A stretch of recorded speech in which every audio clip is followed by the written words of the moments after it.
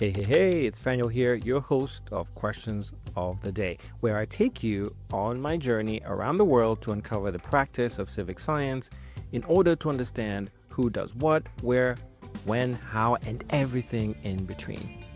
In this conversation, I talk with Dan Pomeroy, who is a co-director of the Scientific Citizenship Initiative, or SCI, which has been developing, among its various offerings, the Massachusetts Science and Technology Policy Fellowship Program. In our conversation, we decode the program that's still under construction and explore the many areas for collaboration. Anyway, during our conversation, Dan tells me this. We have, in my mind, all of the pieces are very much there because, like you said, we have plenty of STEM graduate students who want to go on to policy careers. There are very few options for them. A lot of them would like to stay in Massachusetts, and so we know we have demand there. We've been working with the legislature for 4 or 5 years. We know that they really benefit from our students. And then also, like, Massachusetts just has the resources that you need for this. So, for example, we have the highest number. Now, I talked with him back in February 2025 on the sidelines of the AAAS Conference, right in the middle of a planning grant that they had received from the National Conference of State Legislatures. And so we look forward to having him back soon to share the progress they've made in developing the fellowship program. Previously on Questions of the Day. And so I started collecting all these resources together. There are workbooks out there. The ones that I have found focus on like a specific part of the evaluation. So again, I'm really hoping this is like beginning to end. Like if you don't know where to start, like how can we write some evaluation questions? How can we figure out the data to collect? How can we collect the data? What do we do after we have the data? Like what's next? Which is something that I didn't see a lot of resources about. So I'm hoping it's like a beginning to end. Give us the scope. What is this program about? Yeah. So at SCI, we work to support a growing civic science movement, and we think about that in a lot of ways. One of the ways is developing civic science training programs for scientists across all sort of levels of career stage, and we are working right now to make a lot of our training broadly accessible. And so at Harvard, we developed a program that put STEM graduate students in the Massachusetts State House to provide service to the state as policy advisors, working on issues like ocean acidification or PFAS regulation, all that sort of stuff. We received a planning grant from the National Conference of State Legislatures to expand that program into a full-time, full-year postdoctoral training program. So this is taking STEM PhDs, putting them in the Massachusetts State House for a full year, working to advise the work that the state's doing. And is this the first one that Massachusetts has had, or have there been other ones? Yeah. Surprisingly, despite the sort of wealth of universities here, we have the highest PhDs per capita. Massachusetts has not had one of these programs before. California does. They have the longest running since, I want to say, 2009, but they're cropping up all across the country. Like Idaho has one, West Virginia, New York, Connecticut, despite our sort of intellectual wealth, we don't seem to want to engage in that way. Well, you want to change that? Yes, exactly. Yes. I will say, like, I do think there's huge demand from scientists to participate in these programs because more and more people are realizing like science can't just stay sort of in the lab or sort of in the academic ivory tower, and they want to go out and be of service to the world. So one way I think about the program is a pipeline for public service careers for scientists, right? And like there are a lot of scientists who would like to serve the public, but we don't really have that as a career pathway, at least not a sort of firm one. Yeah, and so this is you finish grad school and then you call it postdoctoral. Yeah, is that right? yeah. So tell us about that. Like, Yeah. so why that specific stage and not, let's say, Yeah. graduate students? Yeah, that might be imprecise language on my part. It'll be open to anybody with a PhD, and we do imagine that there might be people like on sabbatical who would want to do this for a year at later stage. call it postdoctoral because we expect that's where the majority of demand will be. But I probably should be more broad with that. But there's a need there, right? Yeah. Because there is no alternative careers. Yeah. The students who are finishing grad school want to partake in various careers, and this is one of them. Yeah. So you're providing a runway. And exactly. And I guess the other reason that it's framed as a postdoctoral program is because it is a training program, right?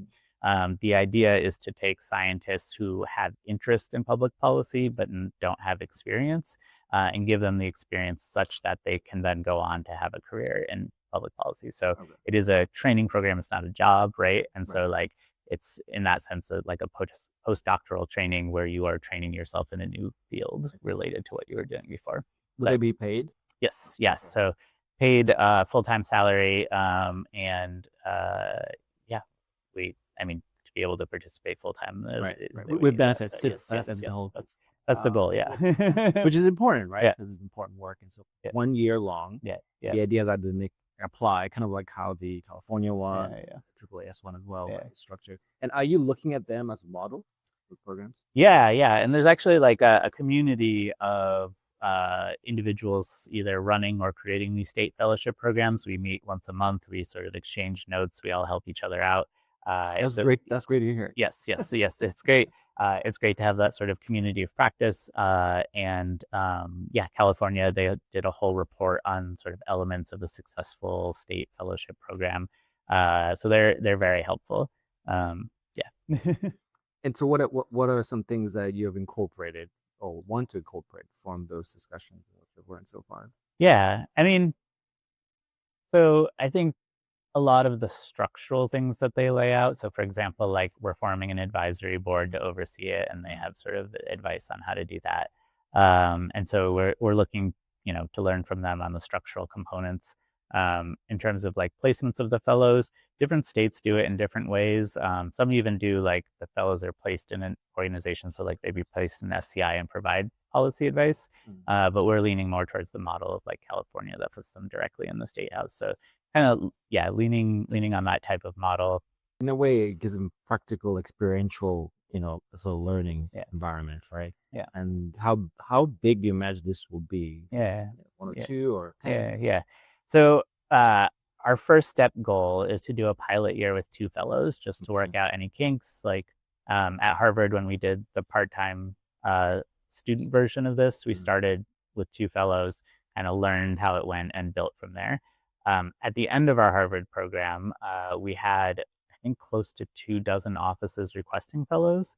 So our ability to scale, I say, would at least be that. But basically, every year, the offices that hosted fellows would, mention the program to other offices, or the fellows would work with other offices, and the popularity just like grew and grew. And so I think we'll be limited. We'll be limited by funding, obviously. We have to pay them, and then limited by the number of offices accepting fellows. But like based on the demand we had for just a part-time program, I imagine we'll see the same thing for a full-time program.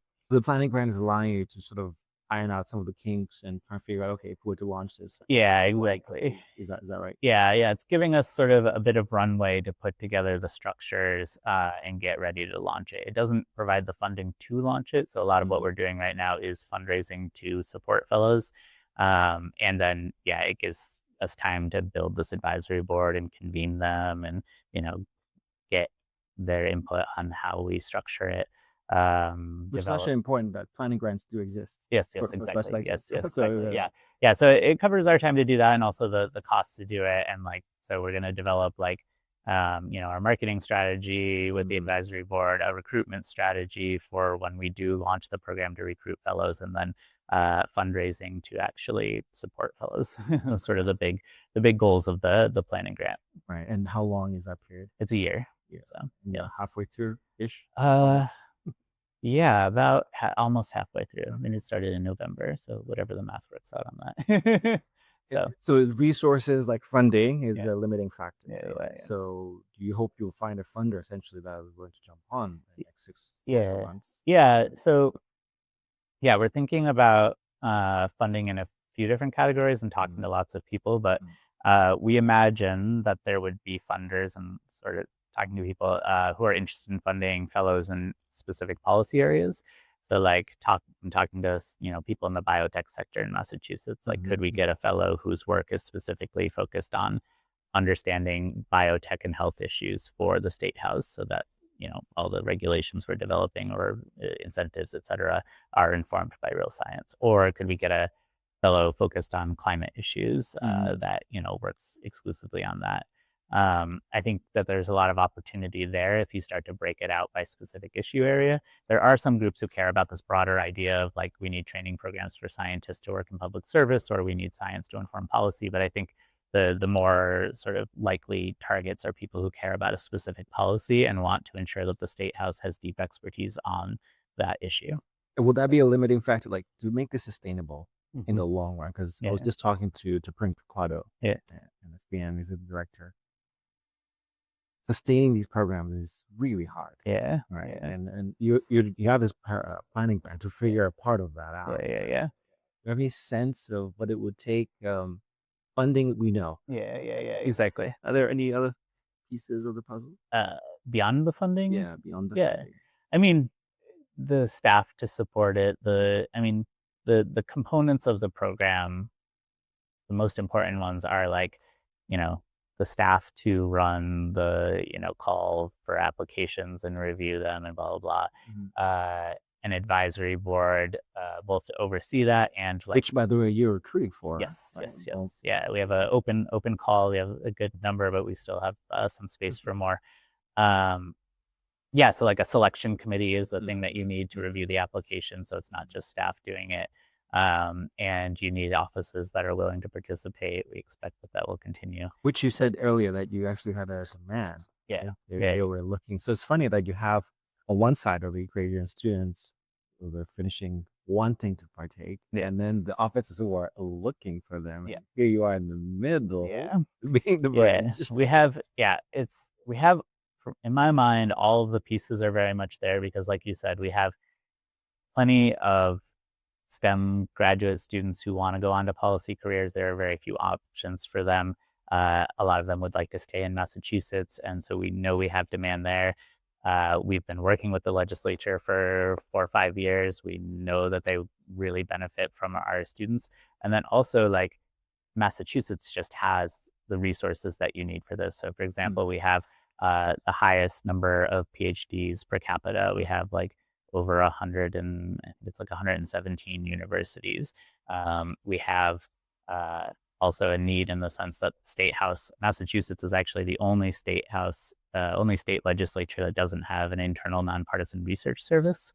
And so like Congress has Congressional Research Service, that sort of thing. Massachusetts is the only state that doesn't. So like the needs are there all around. Like everything is pointing in the direction of like, this could make a real difference. And then of course, in the current environment, states are going to need to be the leaders on a lot of policy issues. Because everything's been pushed down to the state. Exactly. So like, there's just a very long list of reasons why this would be hugely beneficial to, the scientific community, to the state government, to the people of Massachusetts who would benefit from policy that's informed by science. And so we just need to find the rest of the pieces and put it together. Funders. So we need we need to find the funders who understand this need and would want to support science-informed policy. I think we are going to be watching this policy program grow. People who are interested in the advisory board, the application is still open. It's on our website. And is there like a waiting list of people who are interested for the advisory board to partake in the program in the future?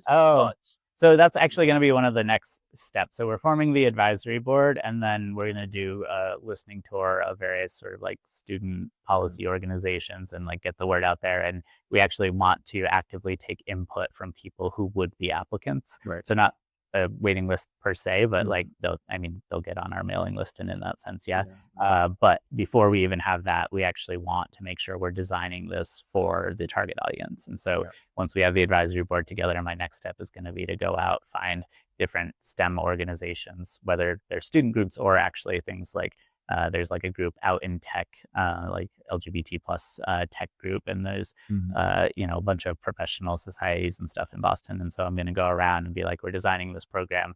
Like, we want to make sure that we are designing it for the user and make sure we are co-designing with the communities that we care about. So that will be the next step for people who are interested in participating.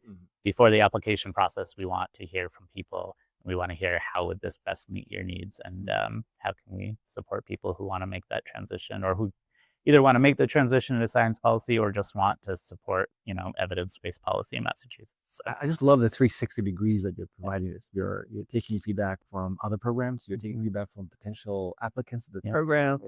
True to form, right? About and listening. Yeah. So. Also feedback from the State House. So I interviewed most of the offices that hosted fellows and asked for feedback in the process of putting together a planning grant and making sure that we design it, for example, to meet the schedule needs of the State House. We have a 2-year legislature, and it's a little complicated, and they file legislation in the first year, and there's hearings. So like making sure we align with their calendar and make sure that like they can, fit a full-time staffer in their office, like space is limited, right? And so like we are truly co-designing with all the stakeholders.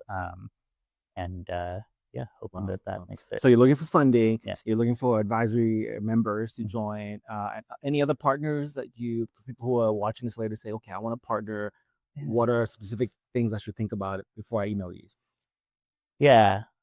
So I guess the other thing, similar to the advisory board, I guess, will be the training program. And so we want to make sure that we develop a really holistic orientation that it doesn't just teach them like, here's how the State House works, but also teaches them community engagement skills, because we want our fellows not to just want them to look at the science, but we also want them to go out and talk to the communities that are going to be impacted and think about how the science produces policies that help people. So there'll be opportunities for like community groups to participate in that and make sure that like their needs are understood by these fellows going into the program. We'll need mentors for the program. Okay. The program will have a professional development component that sits on it. That'll probably be something like monthly meetings. Again, this is all co-designed. So, for example, it could be monthly meetings where we bring in speakers who are mentors and can teach the fellows about, various aspects of public service work. Those are some of the things that are coming down the road. There's a lot going on, and this is you're a small but mighty team that is doing this. And thank you so much for taking the time out of this busy conference. Cold, wintry Boston. Yes. We look forward to having you back to share updates. Yes, I look forward to it as well. Thank you. Thank you so much.